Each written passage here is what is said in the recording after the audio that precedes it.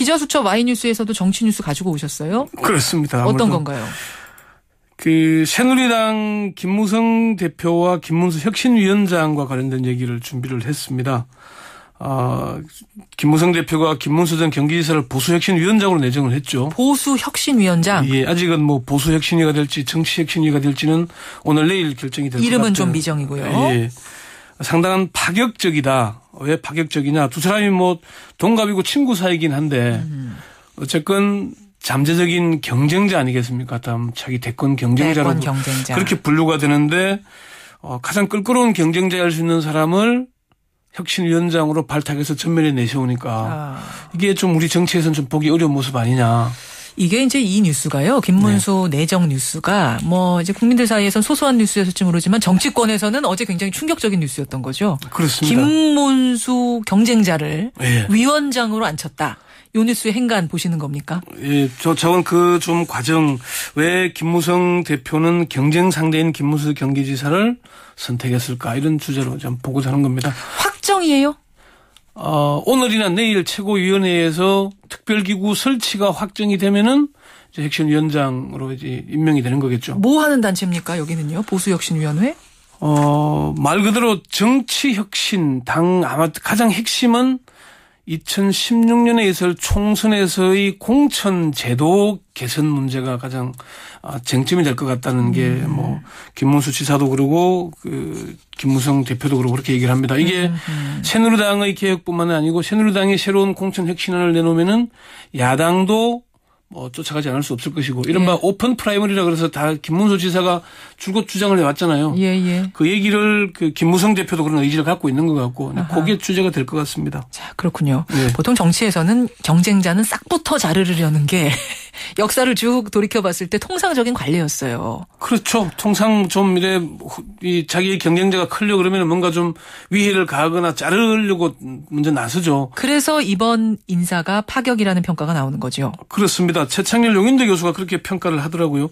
바둑으로 치자면은 안철수 전 대표는 눈앞의 수에만 급급했고 김무성 대표는 두세 수 앞을 내다본 아주 괜찮은 포석이다. 이렇게 얘기를 했는데 이게 무슨 얘기냐면은 730 재보선에서 새정치민주연합에서는 이른바 잠룡으로 불릴 만한 잠재적 대권 주자들이 대거 출마하려고 애를 썼잖아요. 그렇죠. 손학규 전 대표, 정동영 전 대표, 뭐 천정배 전 장관, 김두관 지사 등등이 이제 계속 나서려고 그랬는데, 공천을 아예 안 주거나 아니면은 당선 가능성이 낮은 곳으로 배치하면서 공천 파동을 일으킨 겁니다. 그렇죠. 이게 아까 말씀드린 대로 대거 잠재적인 잠룡도를 받아들여서 판을 키워서 흥행하려 하는 게 아니고 아예 싹을 자르려고 했던 거죠. 그거와 좀 비교되는 그런 점 때문에 이번에 김무성 대표의 이 행보가 상당히 큰 파격으로 평가되는 게 아닌가.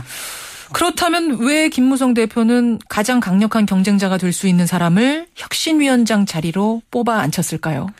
공식적인 뭐 발표되는 내용이 있고요.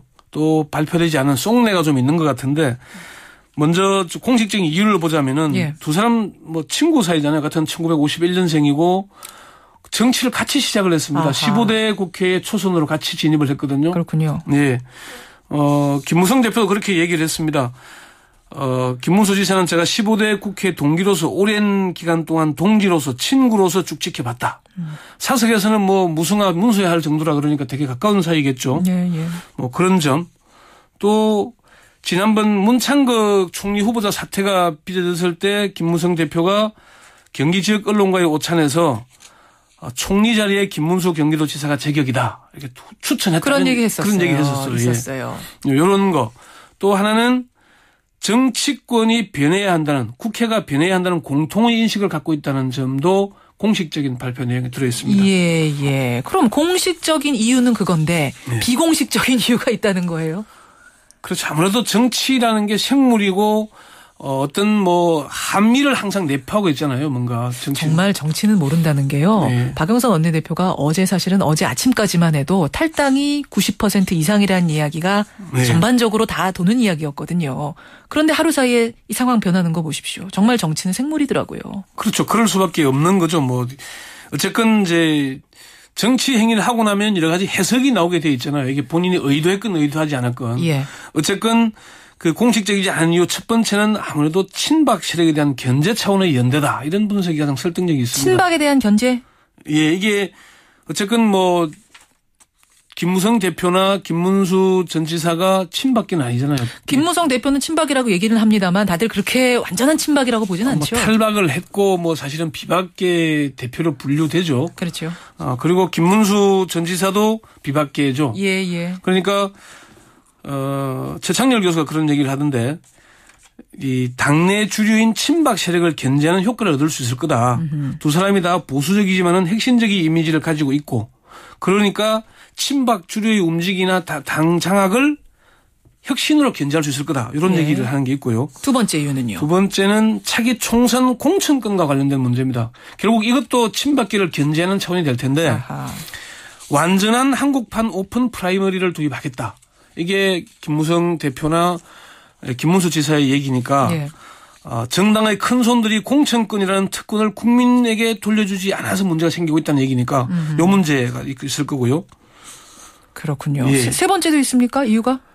어쨌건 판을 키우는 효과를 가져올 겁니다. 판을 키운다. 영화나 정치나 흥행이 돼야 되는 거 아니겠습니까? 그래서 노이즈 마케팅도 마케팅이다 이런 얘기 하잖아요. 예, 그렇게 얘기를 하죠. 예, 뭐 지금도 2002년 16대 대선 때 보면은 그런 효과가 있습니다. 한나라당 이해창 대표가 일찌감치 후보로 결정돼 있었고 예. 야당은 최초로 국민 경선제를 도입했잖아요. 그랬었어요. 그러면서 바람을 일으켰고 예. 그에 뭐 상당한 영향을 미쳤고요. 또 2007년에는 이명박 박근혜 두 후보 간에 워낙 대결이 폭로전과 치열하다 보니까 야당의 의견이 별로 반영되지 못한 그런 점이 있었죠. 그렇죠. 이런 것들이 반영되다 보니까 어쨌건 김무성 대표가 파격적인 걸 하면서 내가 포용력 있는 큰 정치인이라는 걸 보여주고 김문수 지사는 중앙 정계에 복귀하면서 자신의 개혁성을 가지고 새로운 정치 도전을 해볼 수 있는 예. 이런 이미지가 좀 상생의 정치 모습이 아닌가. 뭐 그런 게 좀 정치권에서 좀 봐야 될 문제다. 예, 김문수 전 지사 파격 발탁 그 이면 읽어주셨어요. 수고하셨습니다. 네.